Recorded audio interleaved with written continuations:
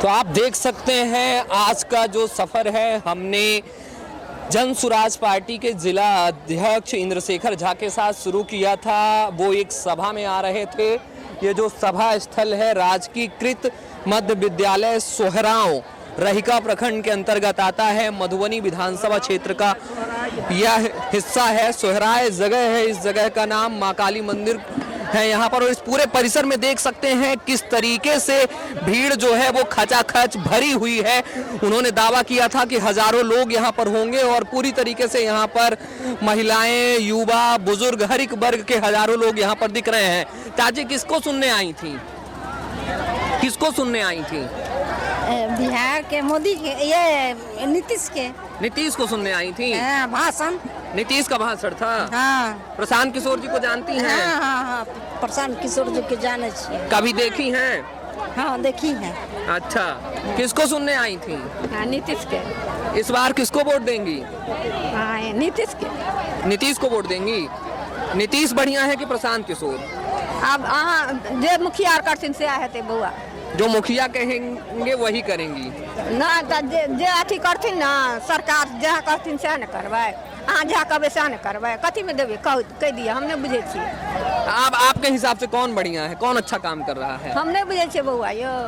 अहाँ बुझे छी, बता नहीं रहल छी यो। हमरा महीना दिन से मन खराब है बउआ। मन खराब है? हाँ, दरभंगा से एलिए। जी जी, दरभंगा से आई हैं। हाँ। और भी लोग हैं यहाँ पर, हम लोगों से बातचीत करेंगे। शराबबंदी पे शराबबंदी पर क्या कहना चाहते हैं? देखिए, ये सीधे तौर पे सरकार को 20 से 25 हजार करोड़ रुपया सालाना रेवेन्यू का नुकसान हो रहा है। हाँ, इसका समर्थन तो सीधा तौर पे नीतीश कुमार जिस इसमें भी उन्होंने निर्णय लिया हो, हम मानते हैं कि तात्कालिक लाभ उनको दिखा होगा, कोई लाभ नहीं है। बिल्कुल सत्य वचन कहा गया कि अभी आप 15 मिनट ज्यादा बोल दिए, हम तो आपको बोल रहे हैं कि 10 मिनट में मिलेगा। जो ब्रांड खोजिएगा वो मिलेगा, बस पैसा ज्यादा लगेगा।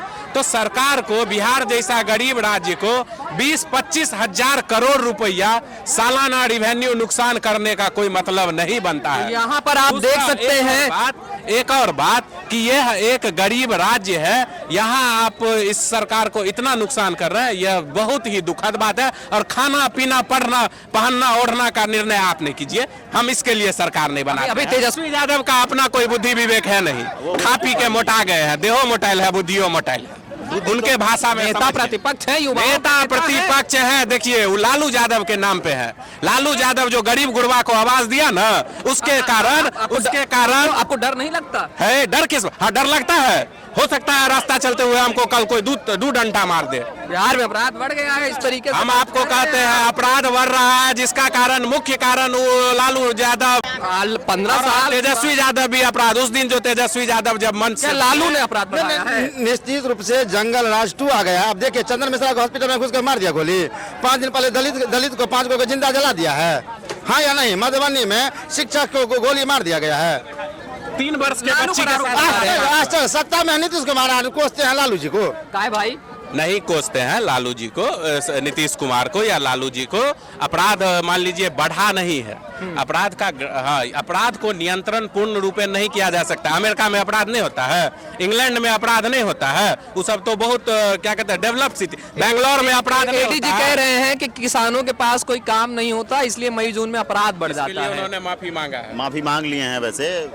बाकी वो आरक्षण से बने हुए एडीजी हैं, कुछ भी बोल सकते हैं। और एक आखिरी सवाल, बिहार का अगला मुख्यमंत्री कौन? देखियो, बिहार के मुख्यमंत्री कौन बनती तो समय बता। आपके हिसाब से कौन? देखिए, हमारे हिसाब से जो मुद्दे की बात करेगी, हम लोग की बात करेगी, युवा की बात करेगी, जो हम लोग को यहाँ रोजगार देगा। यहाँ शराबबंदी चाहिए कि नहीं? शराबबंदी तो ठीक है, शराबबंदी चाहिए कि नहीं? शराबबंदी अगर हो तो सख्ती के साथ हो, नहीं तो शराबबंदी चाहिए कि नहीं? बिल्कुल नहीं चाहिए। शराब खुले और ओपन बिके, सरकार को रेवेन्यू मिले, जिससे देश का, राज्य का, प्रदेश का विकास हो। शराबबंदी चाहिए कि नहीं? बिल्कुल नहीं चाहिए, एकदम बिल्कुल नहीं। शराबबंदी चाहिए कि नहीं? जी नहीं। यहाँ पर हम युवाओं से बात कर रहे थे। युवा शराबबंदी के पक्ष में कम नजर आ रहे हैं।